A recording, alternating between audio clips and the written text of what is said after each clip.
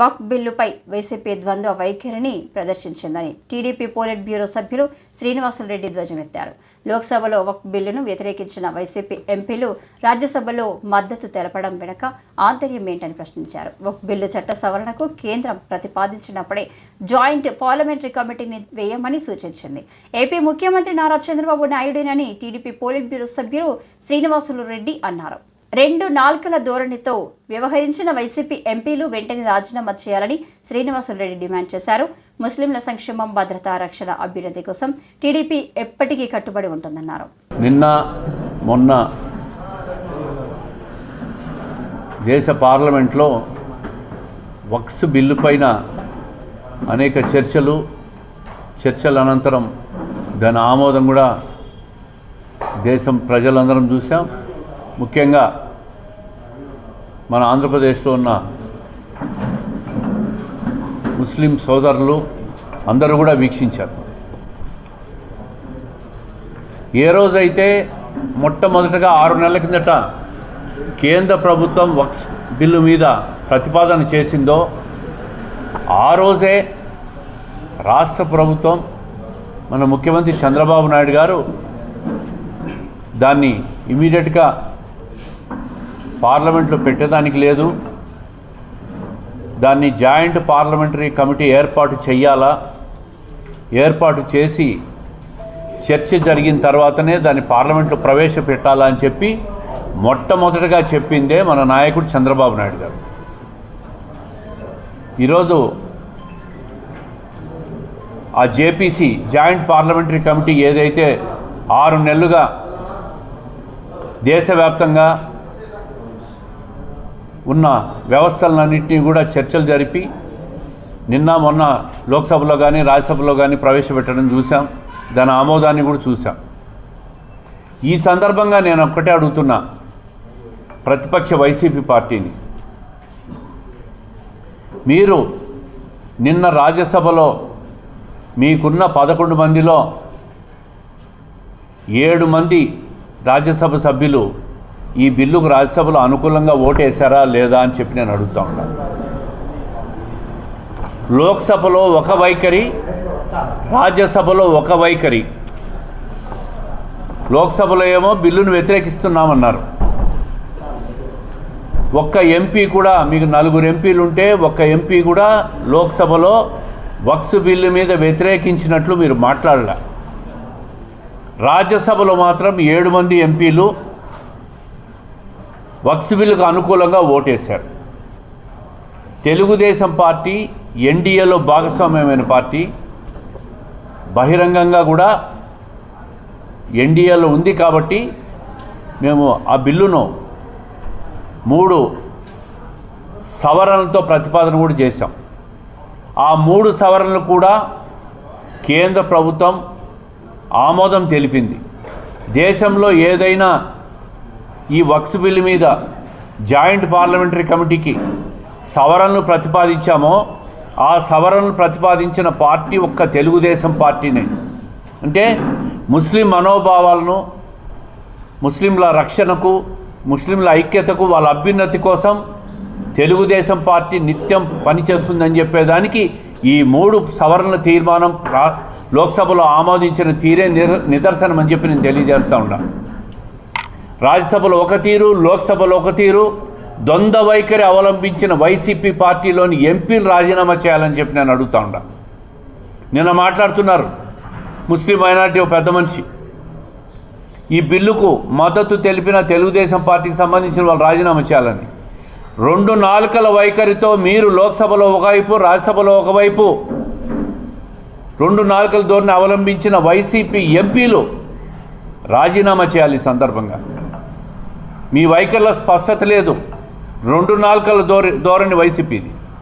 అదేవిధంగా నేను ఈరోజు ఒకటి అడుగుతూ ఉంటా, 2019 నుంచి 24 మధ్యలో ఇదే భారతీయ జనతా పార్టీ ప్రభుత్వం కేంద్రంలో ఉంది.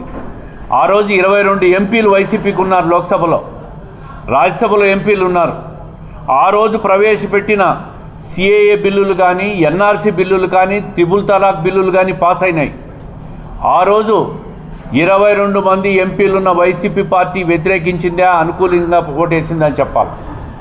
ఆ రోజు అనుకూలంగా ఓట్లేసి వాళ్ళు ఆ బిల్లులన్నీ పాస్ చేసి అధికారంలో ఉన్నప్పుడు భారతీయ జనతా పార్టీతో ఒకవైపరి, ప్రతిపక్షంలోకి వచ్చినాక ఇంకో వైఖరి అవలంబించే తీరు వైసీపీది. తెలుగుదేశం పార్టీ ఆ రోజు ఒకటే వైఖరి, ఈరోజు ఒకటే వైఖరి అవలంబిస్తూ ఉన్నాం. ఈ 3 సవరణలు కూడా ప్రతిపాదించి ఆమోదం తీసుకొచ్చిన పార్టీ తెలుగుదేశం పార్టీ. ఈ రాష్ట్రంలో ఒకటే తెలుపుతూ ఉన్నాం, వక్ఫ్ ఆస్తులకు రక్షణ కల్పించిన ప్రభుత్వం తెలుగుదేశం ప్రభుత్వం. అదేవిధంగా స్పెషల్ లీగల్ టీంను ఏర్పాటు చేసింది తెలుగుదేశం ప్రభుత్వం, ఆంధ్రప్రదేశ్లో ఉన్న వక్ఫ్ ఆస్తులన్నింటినీ కూడా కాపాడేదానికి. ముస్లింల కోసం ఇమాంలు మౌజాంలకు మొట్టమొదటిగా జీతాలు తీసుకొచ్చిన party Telugu Desam party. Has house రాష్ట్రం విడిపోయిన తర్వాత కడపలో కానీ విజయవాడలో కానీ హాజ్ హౌస్ నిర్మాణం చేసిన party Telugu Desam party. Telugu Desam party అధికారంలోకి వచ్చిన తర్వాతనే మైనారిటీలకు ఫైనాన్స్ కమిషన్ తీసుకొచ్చి వాళ్లకు ప్రత్యేకంగా మైనారిటీ ఫైనాన్స్ కమిషన్ ద్వారా నిధులు సబ్సిడీలు ఇచ్చి వాళ్ళ అభ్యున్నతి కోసం కృషి చేసిన పార్టీ తెలుగుదేశం పార్టీ.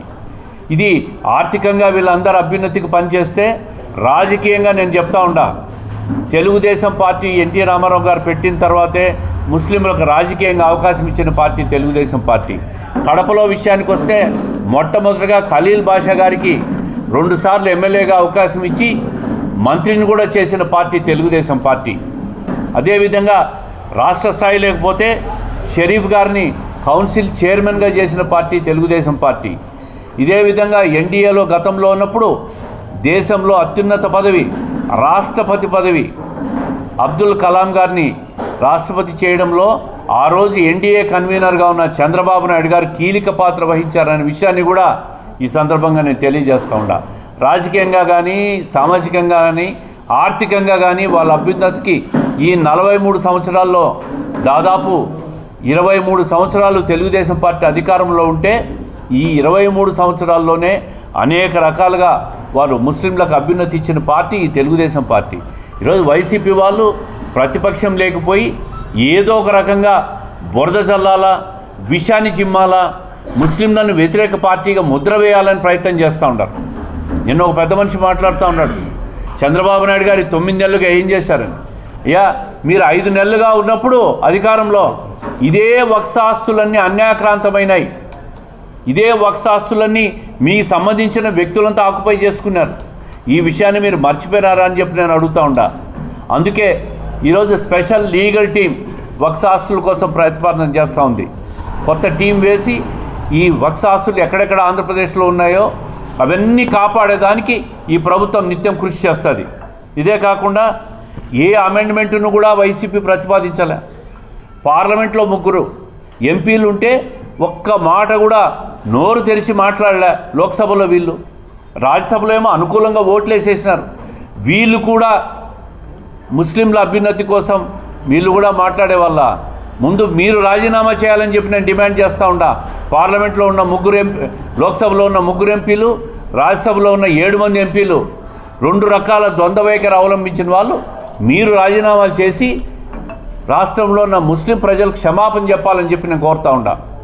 తెలుగుదేశం ప్రభుత్వం చంద్రబాబు నాయుడు గారు మొన్ననే స్పష్టత ఇచ్చారు. ఈ 3 ప్రతిపాదనలు సవరణలు కూడా రాష్ట్రాలకు హక్కులు ఇచ్చే విధంగా వక్ఫ్ బోర్డు బిల్లులో అమెండ్మెంట్ చేశారు. ఇప్పటికే వక్ఫ్ బోర్డులో ముస్లింలను కాదు ముస్లిమేతరులను అపాయింట్ చేస్తామనే దాని మీద రాష్ట్రాలకు స్వేచ్ఛ ఇచ్చారు. ఆంధ్రప్రదేశ్ రాష్ట్రంలో వక్ఫ్ బోర్డులో ప్రతి చోట ఎక్కడెక్కడైతే బోర్డ్స్ ఉన్నాయో దాంట్లో అన్నింటిలో కూడా ముస్లింలనే అపాయింట్ చేస్తామని చెప్పి ముఖ్యమంత్రి గారు స్పష్టత ఇచ్చిన విషయాన్ని నేను గుర్తు చేస్తూ ఉంటా. కాబట్టి ఎక్కడైనా నేను ఈ రాష్ట్రంలో ఉన్న ముస్లింలు కానీ కడపలో ఉన్న ముస్లింలకు కానీ కడప జిల్లాలో ఉన్న ముస్లింలకు కానీ ఒక్కటే భరోసా ఇస్తాను, పార్టీ తరఫున ప్రభుత్వం తరఫున మీ అభ్యున్నతి కోసం, మీ సంక్షేమం కోసం, మీ భద్రత కోసం, మీ రక్షణ కోసం ప్రభుత్వం ఎప్పుడు కట్టుబడి ఉంటుంది. ఈ వైసీపీ వాళ్ళు చెప్పే మాటలు, అబద్ధాలు, విషపూరిత ప్రచారాలు, సోషల్ మీడియాలో వస్తున్న విద్వేషపూరిత ప్రచారాల మీద కూడా అప్రమత్తంగా ఉండండి. ఎక్కడైనా మత విద్వేషాలు రెచ్చగొట్టే విధంగా ఎవరైనా సోషల్ మీడియాలో ప్రవర్తించినా రిలీజ్ చేసినా చట్టపరంగా వాళ్ళ మీద తీవ్రమైన చర్యలు ఉంటాయి. ఏ ముస్లిం సోదరుడు కూడా, ఏ ముస్లిం కుటుంబ సభ్యుడు కూడా ప్రతి ఒక్కరి కోసం తెలుగుదేశం పార్టీ నిత్యం కట్టుబడి ఉంటుంది. వాళ్ళ రక్షణకు మేము భరోసాగా ఉంటాం. కడప జిల్లాలో కూడా, కడప నగరంలో కానీ కడప జిల్లాలో కానీ మేము వాళ్ళ భద్రత కోసం నిత్యం పనిచేస్తాం. ఎవ్వరూ ఈ అభద్రతకు గురి కావద్దండి. గతంలో 2019 నుంచి 24 మధ్యలో సిఐఏ బిల్లులు వచ్చినాయి, ఎన్ఆర్సీ బిల్లు వచ్చింది, త్రిబుల్ తలాక్ బిల్లు వచ్చింది. అదేవిధంగా కాశ్మీర్లో ఆర్టికల్ 370 బిల్లు వచ్చింది. ఆ బిల్లు వచ్చినప్పుడు వైసీపీ ఎంపీలు వ్యతిరేకం వ్యక్తం చేశారా? ఈరోజు డ్రామాలు ఆడుతూ ఉన్నారు వీళ్ళు. ఈ బిల్లులన్నీ వచ్చినప్పుడు ముస్లింలకు ఎక్కడైనా ఈ దేశంలో కానీ ఈ రాష్ట్రంలో కానీ ఇబ్బందులు కలిగాయా? ఎవ్వరికీ ఏ ఇబ్బంది ఉండదు. ఎవరికైనా వాక్ స్వాతంత్రం ఉంది. రాజ్యాంగపరంగా కల్పించిన హక్కు ఏ మతస్థుడికైనా ఏ కులస్థుడికైనా తప్పకుండా ఉంటాయి. రాజ్యాంగపరంగా వచ్చిన హక్కులను కాలరాచే ప్రయత్నం ఏ ప్రభుత్వం చేయదు. అదేవిధంగా ఆంధ్రప్రదేశ్ ప్రభుత్వం కూడా ప్రతి పౌరుని కూడా, అట్లా ముస్లిం కావచ్చు, క్రిస్టియన్ కావచ్చు, హిందూ కావచ్చు, ఏ మతస్థుడికి ఏ కులస్థుడికైనా ప్రభుత్వం వారి వారి ప్రాధాన్యత ప్రకారం అన్ని రకాల రక్షణ చర్యలు తీసుకుంటుంది. ఎవ్వరు అభద్రతకు గురి కావద్దు. వైసీపీ వాళ్ళు చేసే విష ప్రచారాన్ని ఎక్కడా కూడా ఎవరు కూడా నమ్మద్దు. వాళ్ళు అధికారం కోల్పోయి ఏదో ఒక రకంగా ప్రభుత్వం మీద బురద జల్లే ప్రయత్నం చేస్తూ ఉంటారు. ఒక మతాన్ని దూరం చేసే ప్రయత్నం చేసేదాన్ని ప్రతి ముస్లిం సోదరుడు కూడా తిప్పి కొట్టాలని చెప్పి నేను మనస్ఫూర్తిగా కోరుకుంటూ, వాళ్ళ రక్షణకు ప్రభుత్వం ఎప్పుడు కట్టుబడి ఉంటుంది. పార్టీ పరంగా కూడా నేను భరోసాగా ఇస్తున్నా అని చెప్పి ఈ సందర్భంగా తెలియజేస్తూ ఉంటాను. ఆ ముస్లిం సోదరులందరూ కూడా ముఖ్యమంత్రి గారిని కలిసి ఈ విషయం మీద విజ్ఞాప పత్రం కూడా ఇవ్వాలనుకున్నారు. కానీ ఈ లోపల ఆయన బిజీగా ఉండడం, అదేవిధంగా బిల్లు పాస్ అయిపోవడంతో 11వ తేదీ ముఖ్యమంత్రి గారు ఏదైతే ఒంటిమిట శ్రీరామనవమి కళ్యాణోత్సవానికి వస్తున్నాడో ఆ రోజు అందరం కలిసి ముఖ్యమంత్రి గారిని కలిసి మీకు ఏ విధంగా భరోసా కావాలో ఆ విధంగా తప్పకుండా భరోసా ఇస్తానని చెప్పి మా ముస్లిం సోదరులకు అందరికీ చెప్పినాం. అదేవిధంగా ఇంకో విషయం చెప్తా ఉండా, ప్రపంచ ప్రఖ్యాతిగాంచిన కడప అమీన్పీర్ దర్గా ఎవరి హయాంలో అధికారిక కార్యక్రమం డిక్లేర్ అయిందో ప్రజలందరూ ఆలోచించాలి. గతంలో 14 నుంచి 19 మధ్యలో తెలుగుదేశం ప్రభుత్వం అధికారంలో ఉన్నప్పుడు చంద్రబాబు నాయుడు గారు దాన్ని ఆ ఉరుసును అధికారిక కార్యక్రమంగా డిక్లేర్ చేశాడు. అదే వైఎస్ఆర్ ప్రభుత్వం ఉన్నప్పుడు కానీ గతంలో ఉన్న కాంగ్రెస్ ప్రభుత్వాలు కానీ ఆ పని చేశాయని చెప్పి నేను అడుగుతూ ఉంటాను. వీళ్ళెవ్వరూ ఏమీ చేయరు. ప్రతిపక్షంలో కూర్చొని విషం చల్లే ప్రయత్నం చేస్తూ ఉంటారు. దీన్ని తిప్పి కొట్టమని ప్రతి ముస్లిం సోదరుని కూడా నేను విజ్ఞప్తి చేస్తూ ఉంటాను. ప్రతి ఒక్కరూ కూడా దీన్ని ప్రభుత్వాన్ని విశ్వాసంలోకి తీసుకొని అన్ని రకాలుగా ప్రభుత్వానికి అండగా ఉండండి. ప్రభుత్వం కూడా మీ రక్షణకు అన్ని రకాలుగా మీ వక్ఫ్ బోర్డు ఆస్తులు కానీ మీ వ్యక్తిగతంగా రాజ్యాంగం కల్పించే హక్కుల రక్షణకు కూడా భరోసాగా ఉంటుందని చెప్పి పార్టీ ప్రభుత్వం తరపున నేను తెలియజేస్తూ ఉంటాను.